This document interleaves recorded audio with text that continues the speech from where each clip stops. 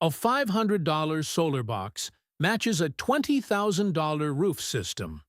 Germany legalized it in 2018. Until last month, 47 states still called it illegal. Before we get to the kit itself, here's the physics utilities have been hiding from you for almost a decade. The first thing you got to understand is the microinverter trick. The whole reason this device was banned for so long, and the whole reason it's now finally legal, comes down to a single piece of silicon, the size of a pack of cards bolted to the back of every plug-in solar panel sold today. Without that piece of silicon, the box would be illegal forever. With it, it's safer than the toaster you plug into the same outlet. Here's the problem the silicon solves. Your home runs on alternating current at 60 cycles per second. Every appliance you own assumes the wall is feeding at 60 Hz, 240 volts, and a clean sine wave locked to the rest of the grid. Solar panels don't produce that. A bare solar panel produces direct current at whatever voltage the sun feels like that minute, fluctuating with every cloud. If you wired a bare panel straight into your wall outlet, you'd be feeding garbage into your house wiring, and worse than that, you'd be feeding garbage backward into the utility lines outside. That's the actual reason it was banned. Not because the power company hates you, because raw direct current dumped onto a 60 Hz grid creates fires. The microinverter solves the entire problem in 3 milliseconds. It reads the exact phase of the grid coming in through the outlet, the precise 60 Hz heartbeat, and it forces the panel's output to match it perfectly. Voltage in sync, frequency in sync, phase angle locked to the third decimal place. The grid doesn't even know the panel is there, except that one of your circuits suddenly stops drawing as much current as it used to. The technical name for this is grid following inverter logic, and the way it works is the inverter is a slave to the grid, never a leader. It can never push harder than the grid wants. It can only fill in what the grid is already supplying. 240 volts. That's what your wall outlet swings between 60 times a second. And it's also the exact threshold a UL 3700 microinverter has to track within 1 to 10 of 1%. If the grid wobbles, the inverter wobbles with it. If the grid disappears, the inverter dies in 15 milliseconds. That's faster than you can blink, and it's the entire reason a lineman working on a downed wire 2 blocks away can't be electrocuted by your plug-in solar panel. The technology to do that didn't exist cheaply until 2014. Before 2014, every utility had a real reason to keep it banned. After 2014, the reasons became excuses. There's a name for the safety feature that kills the inverter when the grid goes dead. It's called anti-islanding. Without anti-islanding, a solar panel left running on a dead grid creates an electrical island, a little patch of live current downstream of the failure that everyone outside thinks is dead. With anti-islanding, the inverter senses the grid disappear and shuts itself off in less time than it takes a heart to beat once. Every certified plug-in inverter sold in the US today has anti-islanding built in by law.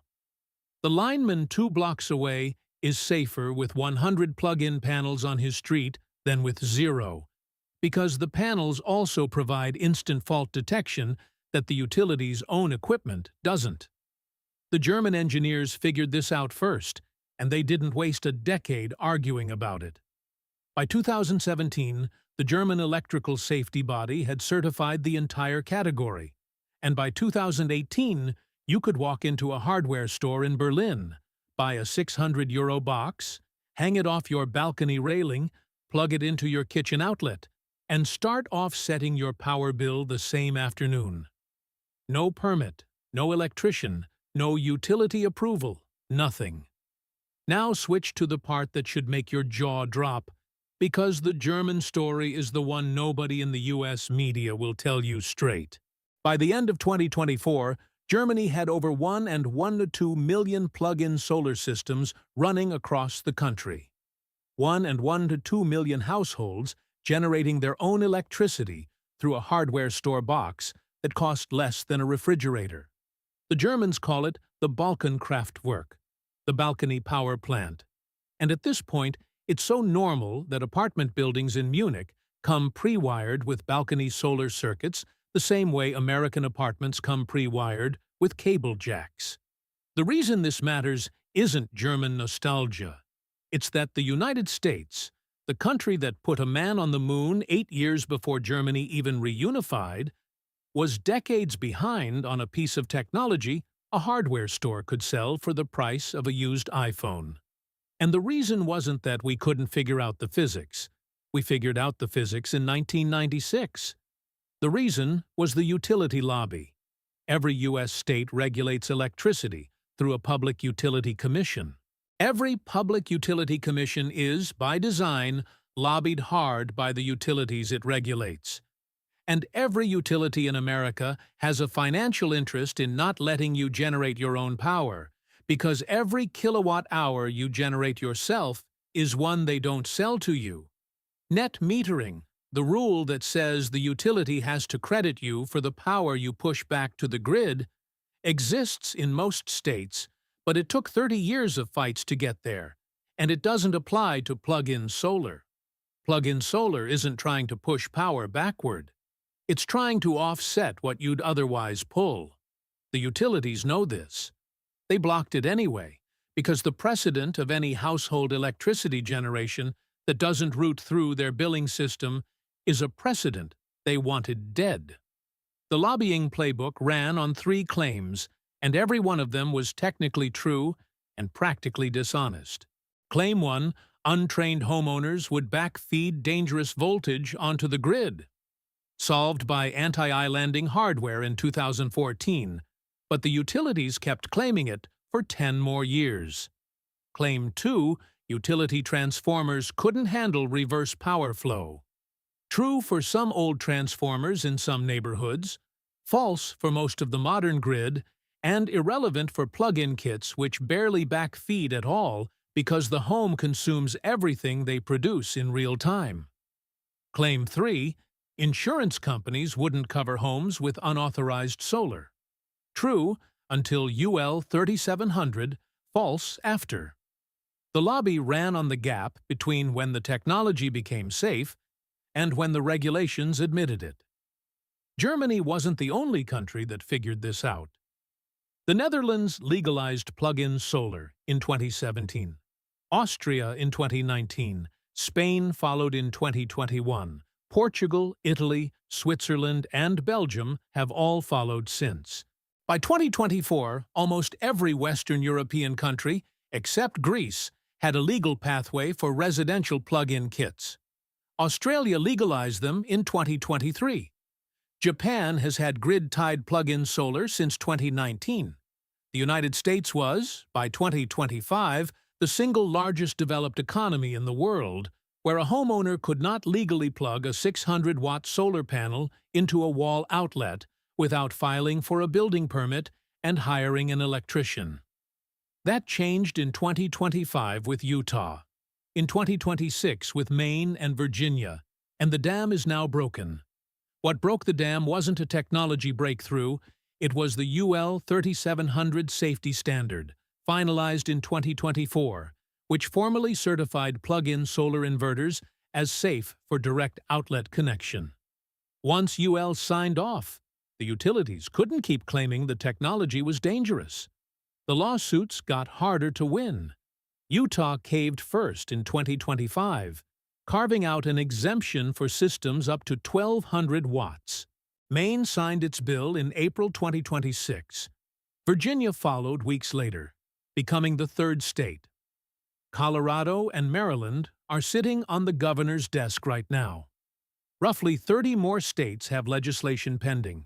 Within 18 months, plug-in solar will be legal in most of the country. That's not optimism. That's the legislative tracker. The number you should be staring at is 1.5 million. That's how many German households spent the last 7 years offsetting their power bills with a hardware store box. while the same hardware was illegal in 47 American states for reasons that weren't physics. They weren't science. They were billing. Now for the part that actually matters to you, which is what a $500 plug-in box does, what it doesn't do, and how the math actually works on your specific power bill.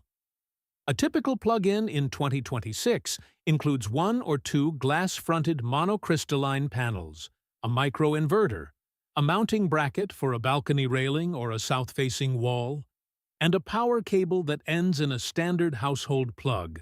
Total wattage is capped by law at 1200 watts, but most consumer kits sit around 600 to 800 watts because that's the practical limit of what one outlet circuit can absorb without tripping a breaker. At full sun, that kit produces between 3 and 6 kilowatt-hours per day, depending on your latitude. Across a year, that's somewhere between 900 and 2200 kilowatt-hours of electricity you don't have to buy from the utility. Translate that to dollars. The U.S. average residential electricity rate is about 17 cents per kilowatt-hour. Some states are higher. California is closer to 30 cents. New York hovers around 22. Texas sits at 14. Take a middle-of-the-road 1,600 kilowatt-hours per year and a 17-cent rate, and you're looking at $200 saved per year off your power bill. Off a $500 kit, that's a 2-year payback. 2 years. After that, it's pure savings every year. For the next 25 years, the panels are warranted to keep producing within 10% of their original output. Run the same math against a traditional roof system. A full residential solar install in 2026 runs between $20,000 and $35,000 before any tax credits, and the payback period is typically 8 to 12 years. The traditional install pays back 4 to 6 times slower than a plug-in kit per dollar, because the plug-in kit cuts out the expensive parts. No racking, no structural roof penetration, no professional electrician, no permits, no utility paperwork, no inspector. The $500 kit is the same panel and the same silicon as the $20,000 system, just stripped of every middleman. That's the entire reason the price gap is 40 to 1.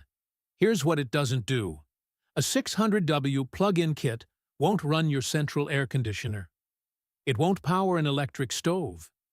It won't let you go off-grid. The kit doesn't store anything. The instant the sun goes behind a cloud, your savings drop to zero until the cloud passes. And the second the sun sets, you're pulling from the grid like normal. What it does is shave the baseline. The refrigerator, the standby phantom loads on every appliance in your house, the modem and router that run 24 hours a day, the garage door opener idling on the wall, the stove clock, the cable box, the smart speakers. All of that runs from your panel during daylight hours, free, and the rest comes from the grid the way it always has. The most common mistake people make is buying too many panels. A 2000W kit sounds better than a 600W kit until you realize a single household outlet circuit is rated for 15 amps, which at 120 VAV means a maximum of $1,800 of inverter output before the breaker trips. If you live somewhere with an old fuse panel, that limit drops to 1,200. The legal cap of 1,200W in the new state laws isn't arbitrary. It's the number that fits inside any household circuit without any electrical work. Buying more than that means buying a system that legally has to be hardwired by an electrician, which means permits, which means the entire savings advantage disappears. The second most common mistake is mounting the panel flat against a wall. Solar panels lose efficiency fast as the angle of incidence steepens. A panel mounted dead vertical against a wall captures maybe 60% of what the same panel would capture tilted at the right angle for your latitude. The right angle for most of the continental U.S. is somewhere between 30 and 45 degrees off vertical, which is exactly why every plug-in kit ships with a small adjustable bracket. Use the bracket. The 15 minutes it takes to set the angle properly will pay you back $200 over the life of the kit. The third common mistake is south orientation. Plug-in panels need to face roughly south to maximize daily production in the northern hemisphere. East-facing panels catch morning sun. West-facing panels catch afternoon sun. South-facing panels catch the most sun overall. If your only available wall is north-facing, the math falls apart, and a plug-in kit isn't worth installing.